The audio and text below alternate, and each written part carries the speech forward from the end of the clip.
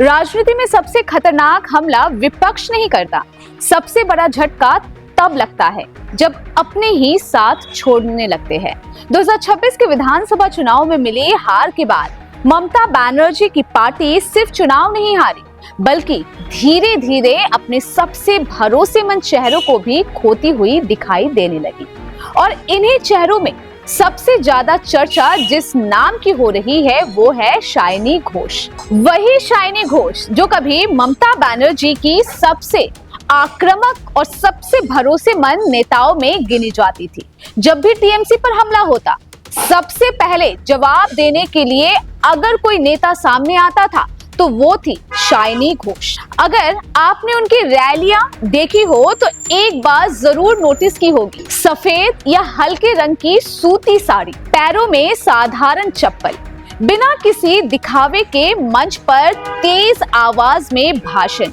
यही वजह थी कि टीएमसी के कार्यकर्ताओं के बीच एक चर्चा हमेशा सुनाई देती थी, क्या ममता बनर्जी के बाद शाइनी घोष ही पार्टी का चेहरा बनेगी? दल बदल की राजनीति पर तंज कसते हुए शाइनी घोष ने एक बार कहा था, मैं चड्डी नहीं हूँ कि रोज रोज दल बदल लूं। उस वक्त इस बयान को उनकी पार्टी के प्रति अटूट वफादारी का प्रतीक माना गया। लेकिन राजनीति में वक्त बदलते देर नहीं लगती। 2026 की चुनाव हार के बाद टीएमसी के भीतर असंतोष बढ़ने लगा। एक एक करके कई नेताओं के सुर बदलने लगे और फिर सियासी गलियारों में शाइनी घोष का नाम भी चर्चा का विषय बन गया। सबसे पहले उन्हें युवा तृणमूल कांग्रेस के अध्यक्ष पद से हटा दिया गया।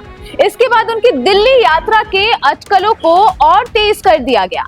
उस समय टीएमसी के बागी सांसदों की गतिविधियां सुर्खियों में थी और शाइनी घोष भी दिल्ली पहुंची। जब पत्रकारों ने पूछा कि वो बागी खेमे के साथ है, तो उन्होंने साफ जवाब देने के बजाय कहा, समय आने पर सब बताऊंगी। एक दूसरे सवाल पर उन्होंने कहा, मैं जवाब अपने क्षेत्र की जनता को दूंगी। बस यहीं से सवाल उठने लगे, क्या ये सिर्फ नाराजगी थी? क्या शाइनी घोष पार्टी नेतृत्व को कोई संदेश देना चाह रही थी, या फिर टीएमसी के भीतर कोई ऐसी कहानी चल रही है जो अभी सामने आना बाकी है?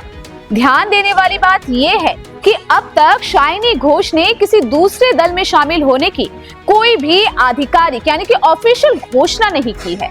इसलिए उनके भविष्य को लेकर जो भी चर्चाएं हैं वे फिलहाल राजनीतिक अटकलें हैं। लेकिन इतना जरूर है कि कभी ममता बनर्जी की सबसे भरोसेमंद टीम का हिस्सा रही शाइनी घोष आज बंगाल की राजनीति के सबसे चर्चित चेहरों में शामिल है और अब सबकी नजर उनके अगले कदम पर टिकी हुई है। तो आखिर शाइनी घोष और टीएमसी के बीच ऐसा क्या हुआ कि कभी सबसे करीबी माने जाने वाले नेता आज सवालों के घेरे में हैं? क्या ये सिर्फ संगठन के भीतर मतभेद है या बंगाल की राजनीति में किसी बड़े बदलाव की शुरुआत है?